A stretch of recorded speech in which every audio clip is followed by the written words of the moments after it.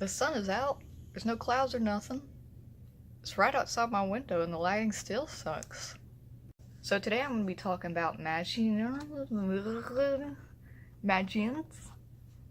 Magience? I don't know how to pronounce it. Magience is about you in the game, but is it really a video game?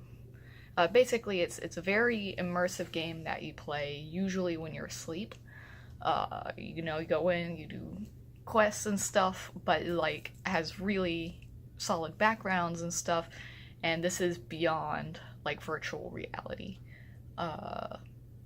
Basically, it's Ready Player One, but done correctly. The first chapter is actually, I didn't care for it at all. It gets better, but this review is on the first chapter. And when I say it gets better, I mean it gets great. I was very engaged, like, a third of the way through the second chapter, just because I didn't care much for the first. I think a lot of me not caring much for the first is that it seems almost inexperienced. The pacing is weird. The characters are unlikable, and they build up like a character disability that, as far as I can tell, is ignored for most of the comic. I've only read through chapter 3 so far. But yeah, the main character can't, like, talk good. She's not very verbal. Maybe I can't talk good. The comic also shifts between black and white and color. As far as I can tell, they originally intended for the black and white bits to be outside of the game, and everything that's in color means that they're in a video game. There's some pages in, I believe, chapter 2 that ended up black and white despite being in a video game.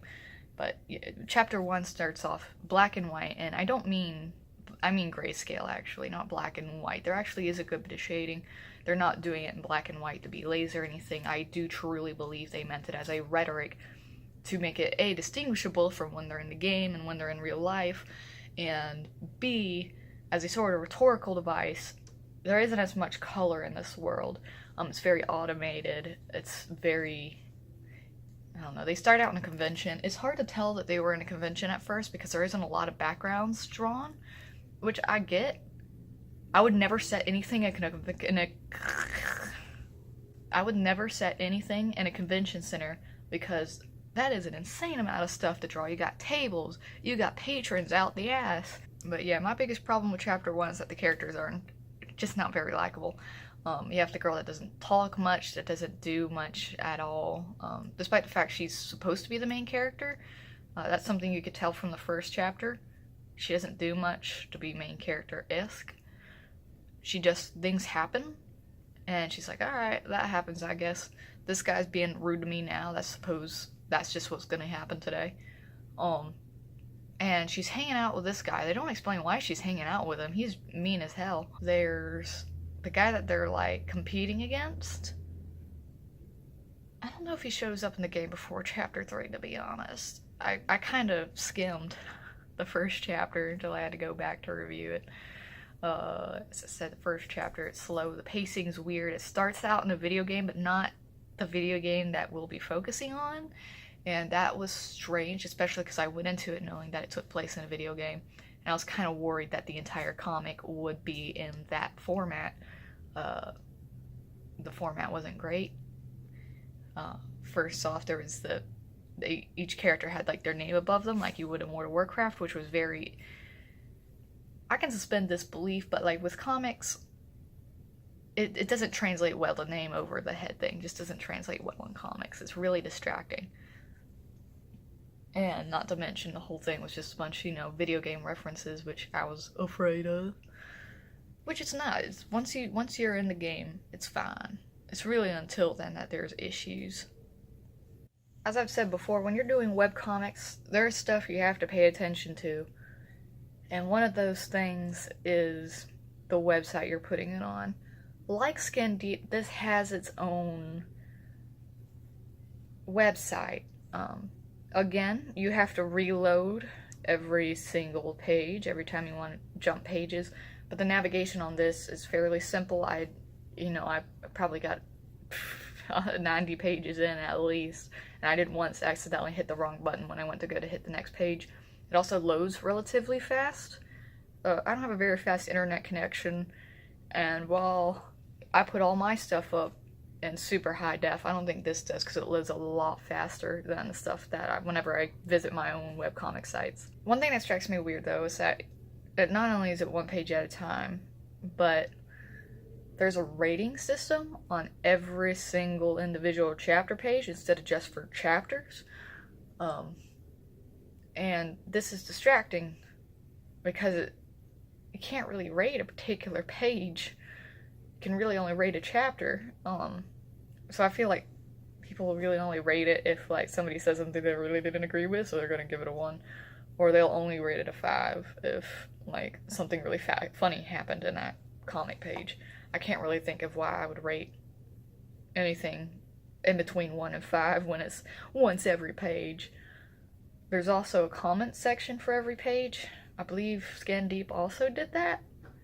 Am I the only person that puts like every chapter in its own page instead of each page in its own page? I'm starting to wonder if I haven't found a weird one in that one, because DeviantArt don't let you upload a bunch of files in one. It's just I don't want to reload a new page every time. I got a slow internet connection, alright? I'd rather just wait a couple of minutes and let my 30 pages of 6,000 by 4,000 pixels load than have to click. But again, this website loads fast enough to where I don't really see it that much of a problem. I just think it's weird that there's a rating system and a comment box for literally every page. Again, contact info, near non-existent on the website. I don't remember how I managed. Oh, okay. They had a link to their Twitter, once again. But their Twitter didn't have a link to an email, so I did manage to get in contact with somebody via their Twitter. I don't put any contact information in mine except my email and my webcomic. I don't even have a link to my Twitter or my Facebook, and honestly, I should probably add some sort of Twitter or Facebook functionality to my website. Which, by the way, I'm gonna go ahead and plug right here. It's blacknightsofmadia.com. It's the website for all of Leavenworks Media, but I just had that URL laying around and I didn't have the money to buy a new one, so that's the URL I ended up using. The website design in general is good. I think I remember when I first got on, I had trouble reading the font. Like, something about the font was just off-putting to me. But, like, I got used to it relatively quickly. I'm dyslexic, not very bad, but I am. And the font the font also changes color depending on who's talking. At first I found that really distracting, but, you know, I got used to it, so, again, like, it didn't become a problem after long. In fact, it's one of the easier things I've read. I usually struggle a bit to read stuff because I read it wrong or something. I have to go back. I don't really recall, once I got used to the new font, I don't really recall having to go back and look at something again. That's a good font. I kind of like that font now. I've grown attached to it. This was a really short review. I just don't have a lot to say about the first chapter. I have a lot more to say about chapter 2 and 3, I promise. I just don't have a lot to say about this one. Ciao.